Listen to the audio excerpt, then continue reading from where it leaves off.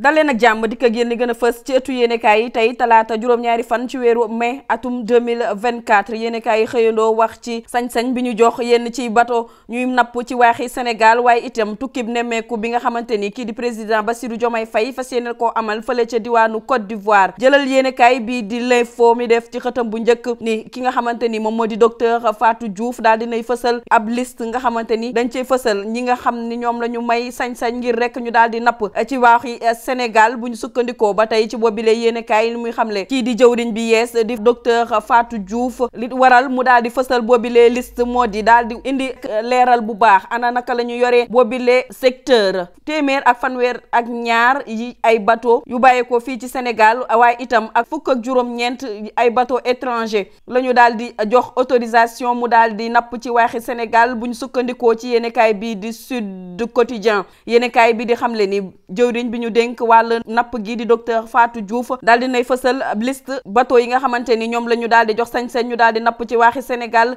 niki démb ci altine gi lile rek dafay wane bëgg-bëgg njiitu réew mi Bassirou Diomaye Faye ci leeral ana naka la ñu yoree alalu askan wi yéenekaay Sud di gën a leeral ci liste boobee di xamle ni téeméer ak fanweer ak ñaar yi ay bateau Sénégal lañu fukk ak juróom-ñeent yi di ay bateau étranger waaye itam mu toll si fukk ak juróom-ñaari junni ak ñeenti téeméer ak ñeent fukk ak juróom-ñeent di ay gaal yoo xamante ni fii lañ bàyyeekoo waaye itam di ñu joxe ci ay permis de pêche toll na si juróom-ñaari junni ñeenti téeméer ak ñeent fukk ak juróom-ñeent ci ay permis bu ñu sukkandikoo ci yéenekaay bi di Le Soleil yéenekaay bi di xamle ni li waral jëwriñ bi ñu dénk wàll napp gi daal di génne yooyu les autorisations waaye itam daal di génne boobi les liste bokk na ci rek ngir wane li di transparence bu ñu sukkandikoo ci yéenekaay Soleil national docteur Fatou Diouf jëwriñ bi ñu dénk wàll napp gi mi ngi fësal yooyu le xibaar ci ab communiqué ba tey ci mbiru napp gi yéenekaay bi di laas di ci àddu di xamle ni rek jëwriñ bi ñu dénk wàllu napp gi li mu xamle rek moom moo di leeral waaw transparence daal la indi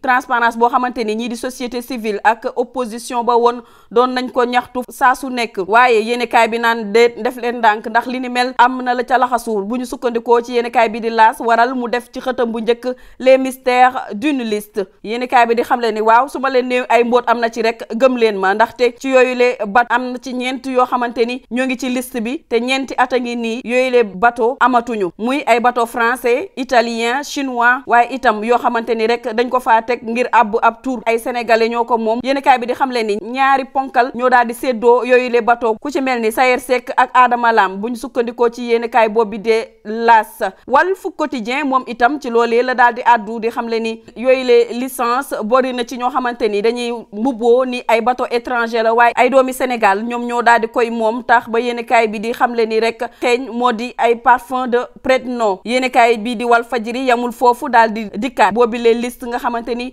tollu na si téeméer ak juróom fukk ak benn bateau de pêche li mu xamle rek moom moo di téeméer ak fanweer ak ñaar yi ay sénégalais ñoo ko moom waaye fukk ak juróom-ñeent yi ay bateau étranger lañ ñu ci mel ni waa France Espagne yéenekaay Walfadjri bi di xamle ni rek am na lu ciy ñuul ndaxte amul fenn fu ñu tuddee bateau chinois wala bateau russe ci boobile liste jëlal Libération moom itam daal di àddu ci li ni mel naan docteur Fatou Diémé joue la carte de la transparence waaw nay leer rek yéenekaay bi di Quotidien di ko feelu naan l'État pêche pour la transparence maanaam nguuru Sénégal daal fi mu ne nii lenn lay napp lu dul lu leer rek waaw nay leer ñu bàyyi mbirum napp gi wax ci tukkib nemmeeku bi nga xamante ni kii di président Bassirou Diomaye Faye fas yéene na koo amal fële ca Côte d'Ivoire ñi koy bisum tey ji yéenekaay yi di xamle ni lii dafay dugg rek ci tukkib nemmeeku bi nga xamante ni Bassirou Diomaye Faye tàmbale na ko niki ñaari fan ci weeru avril bi ñu ko falee ak léegi yéenekaay bi di Bés Bi Le Jour fësal Diomaye chez Ouattara ce mardi yéenekaay bi di xamle ni ginnaaw bi mu jógee Mauritanie jaar Gambie dem Guinée Bissau tey jii nag kii di président Diomaye Faye mu ngay wutali fële ca diwaanu Côte d'Ivoire yéenekaay bi di xamle ni boobile visite mooy doon bu njëkk bu mu daal di amal ci réewum Côte d'Ivoire nga xamante ni bokk na ci réew mu ëpp solo ci zone UEMOA Tribune yéenekaay desu ci ginnaaw di xamle ni rek kii di président Diomaye Faye jëlati na roppalaan ma ngay naaw de fu mu jëm fële ca Côte d'Ivoire may leen ma nopp ma nettali leen la xew ca Louga ab jeune marié moom demoon ca àll ba tase faak benn maçon waa ji amul lenn lu mu xalaat ci moom lu dul bëgg koo sàkku ndaw si boolewu si wax ca waay yàlla jàppandu ba dëgër fi mu ne nii nag moom maçon ba fu mu déggati ni am na kuy bëgg a violer nit du fa taxawaalu man moom daw naa wasalaam ñu yendu jàmm